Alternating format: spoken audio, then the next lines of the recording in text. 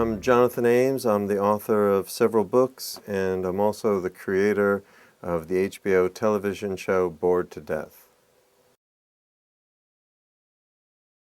I first did a little bit of boxing in the fall of 1992. I, I, my first novel had been out for 3 years, but I was really struggling to write a second novel, and I went back to school. I moved to New York and went to Columbia University, and I took this 3-day seminar with the writer Richard Price, and and he said a few things to me that were very important. I told him I was struggling to write a second book, and he had talked about how he had struggled to write a second or third book, and he had forced one out, and he realized he should never do that, but he had been under the mindset that good dog when published, bad dog when not published, and so he wanted to be a good dog, but wrote a book just to publish a book, and that's the state of mind I'd been in for 3 years. And he went on in this seminar and then private conversation, I'll mix the two, but he said, I realized that I could only write about something I loved, and that when you write a book, you have to be in love. And then he also said, writers hang out, you know. And after he must have said that in the class, then I followed him down the street, Broadway after the class, and I said, I totally identify with what you said, good dog, bad dog, and, I'm really struggling to write a second book. And he said, are you into cops? And I said, well, sort of. My father had been an auxiliary policeman, and because what had turned around Richard Price's writing career was for like a movie assignment or something, he went and hung out with cops in Jersey City, and he just loved the dialogue and their stories, and this is where he fell in love with this, and he was hanging out, these two principles, be in love and hang out. So he gave me the number of a detective in Jersey City that I could call, whom I could possibly hang out with. And I didn't call the guy, but I was like, all right, I've got to hang out. I've got to find things I'm in love with. And I realized I'd always loved boxing. So I found a gym in Times Square area, back when there were boxing gyms still in Times Square and peep shows. And I started boxing. And then I also realized I had a fascination. I translate the word love as fascination, obsessed by, haunted by, with transsexuals. So I would box at Kingsway Boxing Gym on 40th and 8th Avenue, and then I would walk up 3 blocks to 43rd between 8th and 7th and go to this transsexual bar called Sally's. And I was in these two very different worlds. And eventually I stopped boxing and just was going to Sally's, and then found something else that I was in love with, which was this mad older roommate I had moved in with, and that became all that world of going to Sally's, living with this older gentleman as a roommate, that became the basis for my second novel, The Extra Man. So the first little bit of boxing, 1992. I don't think too much of Times Square. I don't think little of it. It's a spectacle when you go there at night with all the lights, and it certainly is very cleaned up. I was of two minds back when it was much more hardcore. On one hand, I've always been drawn to the gutter, and so I like that whole seedy world. On the other hand, as a New Yorker, I did feel, I think, some embarrassment for the tourists that would come to Times Square and 42nd Street, the center of the city, and it was just, sex and people hawking things, and now I guess it's the same thing, but just very glossy. I don't know, it's not very sexy though, but a lot of hawking. But the lights are spectacular, and so that's a spectacle.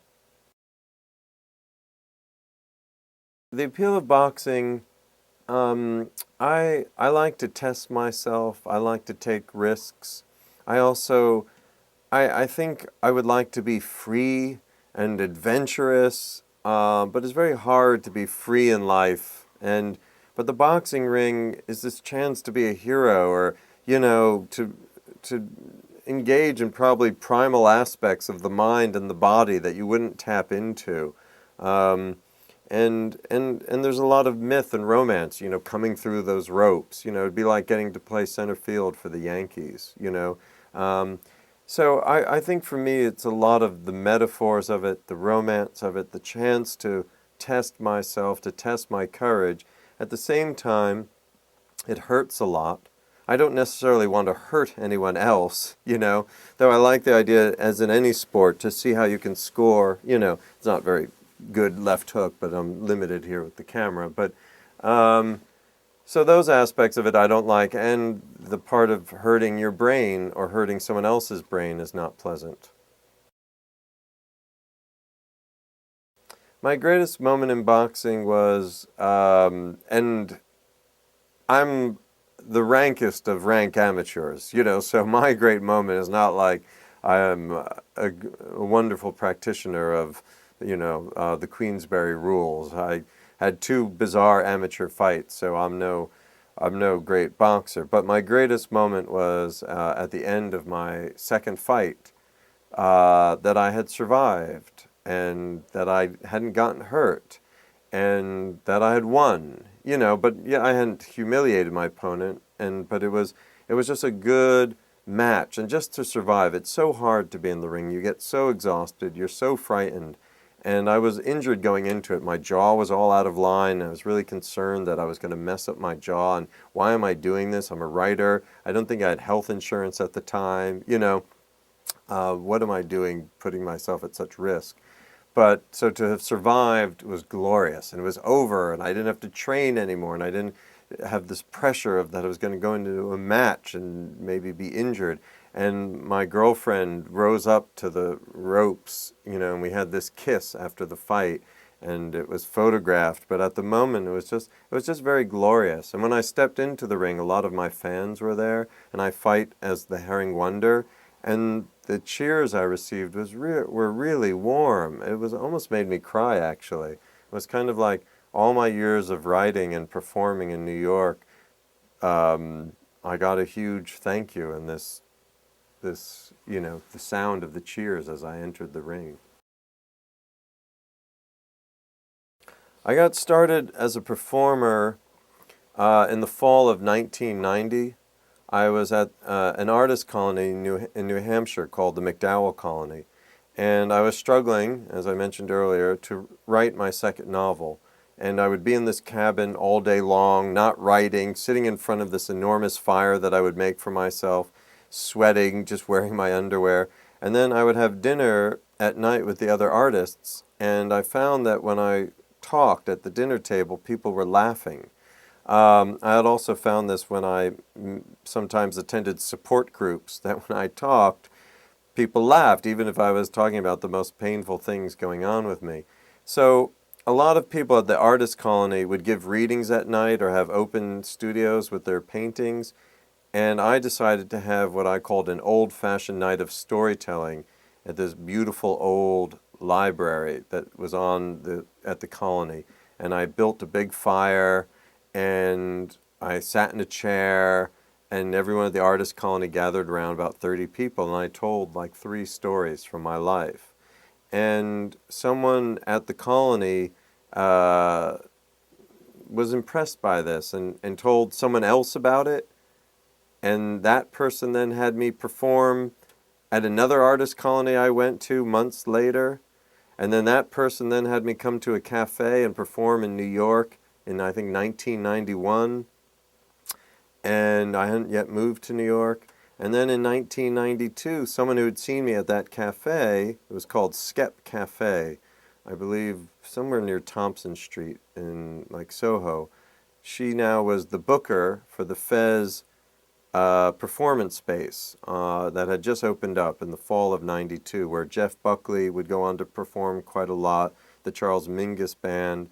And this woman had seen me a year before, and I hadn't performed in a whole year, and she said, "I'm putting shows together. Would you want to come and tell some stories?"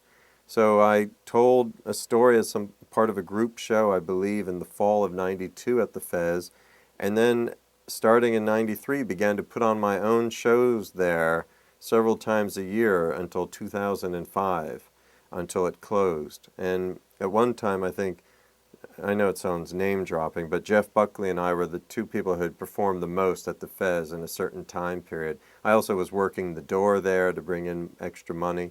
But I would put on these shows, and I would have friends do music or odd acts, and then I would always end the show by doing 30 or 40 minutes of monologues. And from that, that led to me having a one-man show at PS 122 called Oedipusy.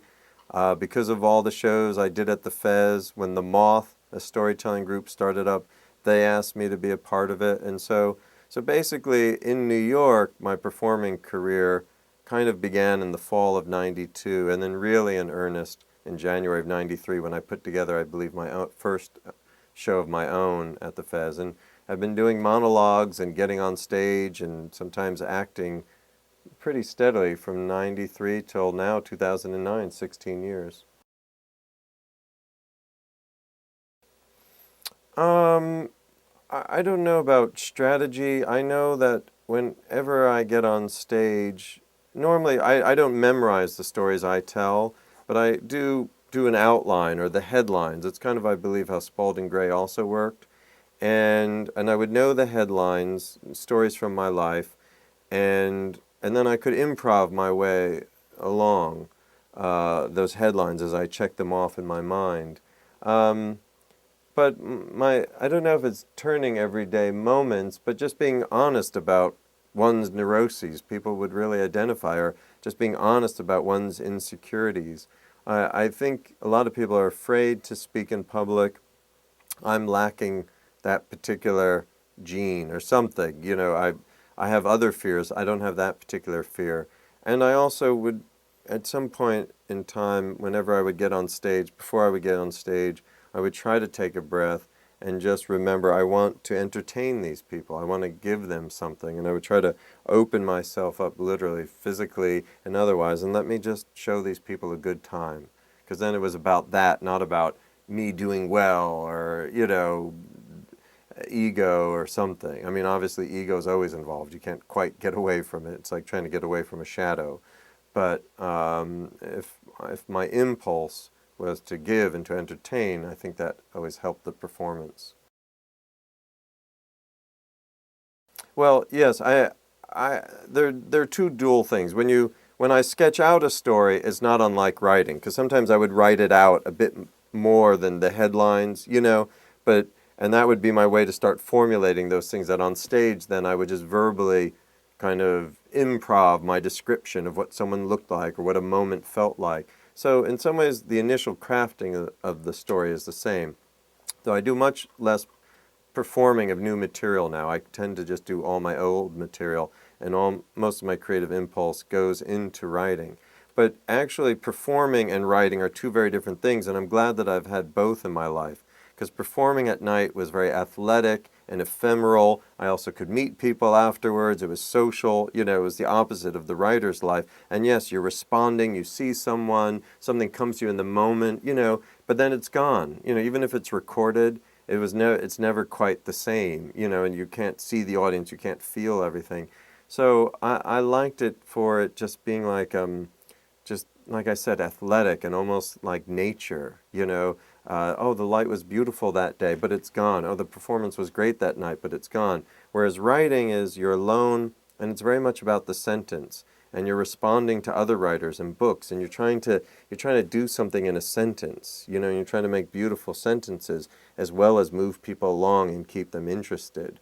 So that it's a much more, craft.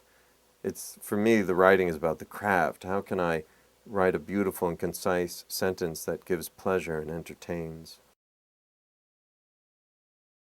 I don't have much of a routine. I, I'm a slightly disorganized person. I tend to resist routine. It's been a while since I've worked on a novel. When I did, and let's say I wasn't having, I often had to teach no matter what, but luckily most of my teaching would take place at night. So, it was mess around in the morning, drink coffee, read the newspaper, come back. It's always most of my writing career has been during the era of email. Do email, waste time, and then, start looking over what you'd done the day before, feel a little bit less afraid, and then work for a few hours with breaks and lying down. Now most of the writing I do, whether it be for magazines or for the TV show, is on deadline. And so, you know, maybe I have 2 days to write a script, or I have a day, or 3 days, you know, and so then uh, somewhat similar routine, get up, drink coffee, read the paper, but sit down. And having a deadline can work. And then you just write till you can't write anymore, and you take breaks, and, you know. I'm recognized more on the streets because HBO, you know, did a making of in which I'm interviewed quite a lot, not unlike the way I'm sitting here now. There was also a tour of Brooklyn. Jason and I went on a tour of Brooklyn, so I was very visible, and I think my red beard, which I've had for a year now, people notice it. So a policeman stopped me on the street. Initially, I thought maybe he thought I was drunk. I wasn't, but I had just tripped when he said, "Come here." But it turned out he was a fan of Bored to Death. A fireman stopped me. Other people have come up and say, "I love your show," you know. So that there's been more of that. People had recognized me from my books, but there's definitely been a slight increase in being recognized. My personal life hasn't changed that much. I still live very frugally, though I did buy a new bed. I'd had the same bed for about a dozen years. Um, I seem to be picked up and taken in cars more often, you know. um, but and maybe, you know, being involved with the TV show, when you're writing a book, it's just you, and the pressure of the world is just on you, or you feel the pressure of the world, or you know, one's own self-involved universe. But here I do have a lot of people involved, and a lot of people that I want to please, you know, the actors with the lines I write, you know, HBO with the stories I'm coming up with, and to justify their investment. So in my personal life, I do feel there's an increase in pressure, but there's also greater rewards, and I might as well try, you know, and I'll try. And if I fail, I'll be in a lot of pain, but um, but there's, you know, it's kind of, as I've said before, I have the creme fraiche of problems, you know, these are good problems to have. Well, when we would be filming, so well, he's not playing me. I mean, it has my name, but it's not me. And so, in the same way that I never feel like me, so I'm watching him play this guy. He has my name, but I don't feel connected to my name. I don't know who I am. I look at the mirror and I recognize myself, but I'm so confused as to my own identity that it certainly was fun to write things and to have it come alive and to write a fight scene and see it play out. But so I get more a kick out of that than the fact that he's playing Jonathan Ames. I feel divorced from that name, especially because I know it's not me. But it adds something. I kept the name because when I wrote the short story, I wrote it in the style that I've written my essays. And I did that on purpose because whenever I would write my nonfiction, people would say to me, "Oh, you made that up, didn't you?" And then when I would write my fiction, they go, "That's all true, right? Why'd you call it fiction?" You know, it was like I couldn't win. So I thought, all right, you know, I'm going to write a piece of fiction in the style that I write my essays, and I'll use my name as the character. And then people will be like, "Wait, did this happen?" You know what I mean? It was almost like when you cross your fingers and you go like that, you don't know what finger's being touched, something like that. And many writers, of course, have played with this idea of using their own name in fiction or what have you and making themselves a character. There's nothing new there. But it was my second stab at it, really. In my graphic novel, The Alcoholic, I named the character Jonathan A., period, though. You know, kind of like a Kafka story. And A could stand for alcoholic or alone or Ames, you know. But then with this short story, which was the next thing I wrote, I named the character completely myself. And so I like with the TV show that it again creates that same frisson of like, is this an autobiography? Did this really happen to someone? People like to know about the artist behind a work as well. It's part of their enjoyment of of a piece of art usually, to feel like they're communicating with someone or someone's communicating with them. It's why we're drawn to art. I know for me, books are like friends. You know, the book itself is a friend, or the story, or I'm connected to the characters. But then there's also, that's why we have author photos and bios. Who's this person that made this thing that's enchanting me? So having the character have my name I think adds something for some viewers. Is this real? And it makes it perhaps a little bit more pleasurable for them. Well, how am I confused about my own identity? I think we all struggle with self-loathing and our secret notions of ourselves, or feeling unlovable. Um, I don't know. I think it's just a general confusion as to who I am and what I want in life. I feel very much like I'm chipping my way through darkness, but I think we all feel that way. It's not easy to be alive, and I mean, have a very privileged life. I've always been lower to now upper middle class, so these are luxurious struggles.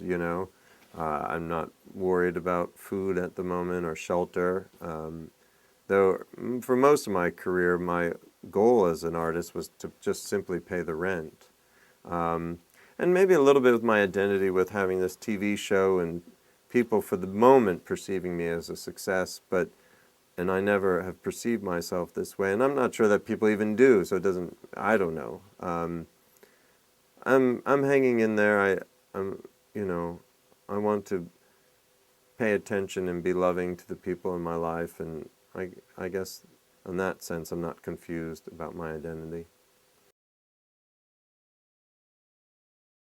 I've never personally used Craigslist for anything, but at one time I used to love to read all the ads where people wanted to meet people, and I mean, all the variety, Henry James's brother, William James, wrote this book, The Varieties of Religious Experience, or something like that. Well, Craigslist was the varieties of sexual experience. I mean, I would read these ads and someone would be like, I live in Ohio and I want to come to New York and be transformed into a woman and be your maid. And it was so plaintive and a lot of times very well written. And, or someone else specifically wanted this kind of sexual act, or someone else just wanted to be in love. And it was all these narratives. I was just kind of drawn to this mad chorus on Craigslist of need. But I never knew part two of any of the stories. I wanted to write to the people and say, did you meet someone? Or you would read one ad, I want this, and then someone would write, I want this. I'm like, why don't they connect? They're each looking for the coefficient, don't they see that ad? I hope they hook up. But so mostly for me, it was just a source of reading material. I've never actually used Craigslist to purchase anything or in any way. I've often been drawn to writing about sex. I've tried to answer this question before. I did in some interview recently. I do a lot of these written interviews. I almost would like to collect them. I do these email interviews, and I sometimes put a lot of effort into them. But I think sex is always obviously very fascinating and is this little theater where all sorts of issues and problems can express themselves between two people or in one person. And so as an arena to like explore a character, that's why I like a character's troubles or heart, or perversions, or not perversions, but inclinations. That's why I'm drawn to writing about sex. Not so much for, you know, the physical act and, you know, though it's not bad to titillate people also, though, too, or like, because a lot of times people read books and they love the sex parts. Oh, that's what it's like for me to be in bed, especially if you're honest about it, about how difficult it might be, or how insecure one might be, or the thinking one has while making love. And, so it's one more area to connect to the reader and to make them feel less alone, as well as, like I said, exploring what really makes a person a person. And a lot of times that's most um, expressed in their sexuality. I have nothing against Williamsburg. Um, yeah, we didn't film there this past season. I think Williamsburg is a neighborhood that I remember hanging out there a bit when I was living in Brooklyn in '95, sort of right before it kind of exploded. I would sometimes take the L train to the Bedford stop, I was living over on the border of Bed-Stuy and Clinton Hill, right by the Navy Yard. And sometimes I had a car, beat up car, and I would sometimes drive over to Williamsburg, park my car, and take the L train when I had to go to Manhattan. So I like the neighborhood. I haven't been as drawn to it the last few years. It got built up so much that it wasn't a neighborhood that I was too curious about. I guess I wanted to show more obscure parts of Brooklyn, at least in this first season. But I'm aware that we haven't gone there at all. And it is very lively, and people outside of New York might not know it. So I was thinking of trying to set at least one scene there in our second season. I like Greenpoint. Like many neighborhoods in the early stages of gentrification, you're kind of walking along, it's barren or abandoned buildings or just kind of charming old working class neighborhoods. And then, being very bourgeois, oh, look, an organic restaurant, and that's charming and wooden and, attractive young hip people are sitting there. I want to sit there, So Greenpoint's interesting. I also like the neighborhoods very much that aren't being gentrified and are purely beautiful, whether they're beautiful ugly or just beautiful beautiful.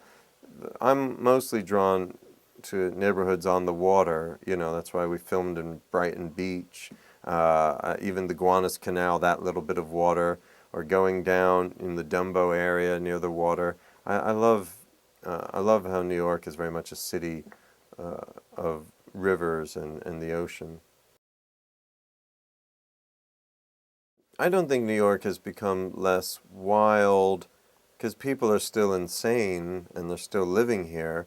Um, it, you know, there's not necessarily a whole neighborhood that's completely mad the way Times Square is, but you have, if one's definition of wild is peep shows, you have peep shows kind of off on the edges of Brooklyn, off the BQE, or um, yeah, Manhattan itself definitely was a lot more wild, when I was a kid coming into the city and through the early 90s, it used to be scary to cross Avenue B, you really thought you might be mugged at any time. Avenue C was like, oh my God, now Avenue C, restaurants everywhere. Also, there was so many neighborhoods where there were many streetwalkers, like in the 20s around Park Avenue that you used to see prostitutes, or down off of Ninth Avenue, or obviously near the Lincoln Tunnel. And I don't think you see any of that anymore. The meatpacking district used to be filled with, transsexual prostitutes, and now it's fancy restaurants and shops. So Manhattan itself is definitely much more upscale. But behind closed doors, there's still plenty of bad behavior going on. Well, I've written 8 books. In almost all of my books, there's a great aunt character. I have a very close relationship with my great aunt, who's been a friend, like a grandmother. I may have spent more time with her than most human beings. So I always have a character somewhat based on her in my books. Um, so that's a recurring theme. I think for at least two, let's see, for my novel, The Extra Man, my novel, Wake Up, Sir, the short story, Bored to Death, very much play on this theme of someone being obsessed with books themselves and wanting their life to be like something out of a book. For my novel, The Extra Man, the character, from reading a lot of Somerset Maugham and Thomas Mann and Fitzgerald and Evelyn Waugh and P.G. Wodehouse, wanted to be what he thought of as a young gentleman. And he'd seen all these books as the literature of a young gentleman, of how a young gentleman might live. And so he had this fantasy that he was a young gentleman. And the book was kind of constructed almost like The Magic Mountain by Thomas Mann. And then my novel, Wake Up, Sir, in my mind, was very much about someone who'd been driven insane by reading too much P.G. Wodehouse. And this all came from my spending a year reading Don Quixote, and the way that Don Quixote read all these books of chivalry and came to believe that he was a knight. So I really got into this notion of seeing life as this fantasy very much influenced by the books you read. And then the same thing with Bored to Death. The character's been rereading all his Raymond Chandler novels and some David Goodis, and he gets it in his mind that he should be a private detective. And so then, the story is about someone being driven by literature to do something, and then I get to write it in the style of a thriller. And whereas with my novel Wake Up, Sir, I kind of wrote it in my mind in the style somewhat of a Wodehouse novel. So those are obsessions. I think obsessions with sexuality, of, of trying to define oneself or trying to escape definition, is also a theme. New York City, most of my work is set in New York, except for Wake Up, Sir. So these would be some of my themes.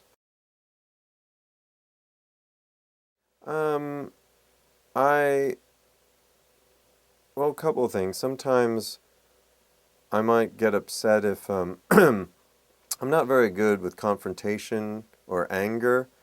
I tend to swallow it all down, and so if someone's hurt me, or I'm not very good at telling them, hey, I'm angry at you, and so I might stay up late at night trying to figure out, in my mind, writing them emails or trying to figure out how to smooth relations, and it'll keep me up. And at the same time, because I'm not good at anger, it must be circulating in my body, and and if I could just express it to someone or accept anger, then maybe I wouldn't stay up late at night. I think I might stay up, worried about letting everyone down if I can't do a good job, or late at night if, I've been neglectful of people that I care about, and I'm very much, I worry about disappointing people, and I think that keeps me up late at night.